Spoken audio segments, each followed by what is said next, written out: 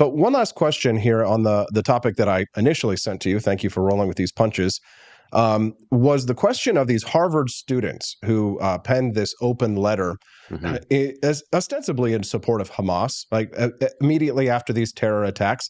And Vivek Ramaswamy, who I agree with on a lot, I find myself in vehement disagreement with him when he says that these students should not be punished for their speech. And I'll finish setting this up for you, and then I'm going to let you go and rant for a moment on this.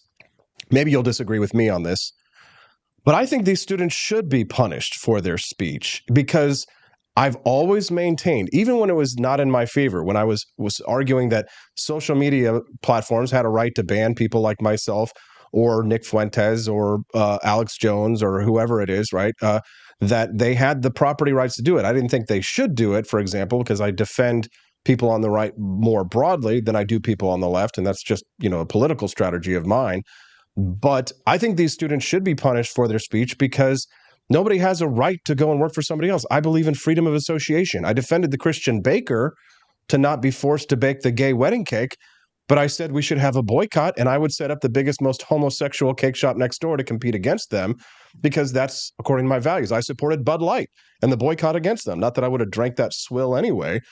But I wonder if you agree with me, or do you think that, like Vivek, these are just young students, they're idiots, they shouldn't be blackballed, and we should just let bygones be bygones? Where do you fall on this one, Ian? Oh, yeah, I agree with you completely. I think I'm not a fan of Vivek Ramaswamy. I think he's a charlatan who says whatever is needed to whatever audience is in front of him. He's changed his position on almost everything. Having worked in tech, he reminds me of the tech sales guy. He's very energetic. He's very engaging. Seems like a nice guy. He's fun. He's got that grin on, waves his hand around. But if you actually listen to what he says for more than 5 minutes or Google what he says, it's almost constant lies or constant flip-flopping. I think this is a case of just contrarianism, which I think is a very good and effective way, especially on social media, to get attention. You see it all the time when most people are on one side of our argument. In this case, students protesting in favor of terrorism. Everyone thinks that's bad. If you live in the West and you value Western ideals, then celebrating the rape, beheading, mutilation, burning alive of civilians is bad. We can all agree on that. And these are adults doing it. And so I think it's a very good way for him to insert himself into the conversation and get the attention, because attention doesn't matter if it's positive or negative.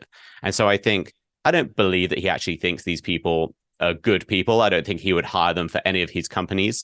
But it's just a way of getting attention. And then you've seen other conservative figures coming out and arguing over this. When we talk about cancel culture, because that's what this is coming down to, the idea that this is cancel culture, we should all agree that there is some line between acceptable and unacceptable behavior. No one with a brain stem is arguing that there are no standards for society. You can't batter your baby to death in the street and then go work at a children's school the next day, right? Like, no one would make that argument. And so there is a line. The argument is, where does that line fall? And also, for whom does that line fall? These are adults in levels of high education calling for the murder, the mass mutilation, the torture, the rape, the burning alive of Jews. That is not acceptable. Oops, I watched the wrong YouTube video and now I have a slightly misaligned view of the world. That's not, oops, I joined the Communist Party on campus and I have some silly views of economics. This is calling for mass murder. To be an adult in the United States includes the idea that murder is wrong. And so the idea that any of these people defending these students would hire any of them is laughable. They wouldn't do that. And also, many of the people defending these students are the same people who humiliate students on campus when the social media cameras are on, or they try and cancel random celebrities for things they tweeted 10 years ago. So all of this is, I think, just performance for attention. No one believes that these students are worth defending. Everyone with any kind of conscience believes that what these students are doing is wrong. It's all for, again, social media attention whoring. And so I think Vivek Ramaswamy just found a way to insert himself into this narrative, make it all about him. It's great politically, but morally, not so much.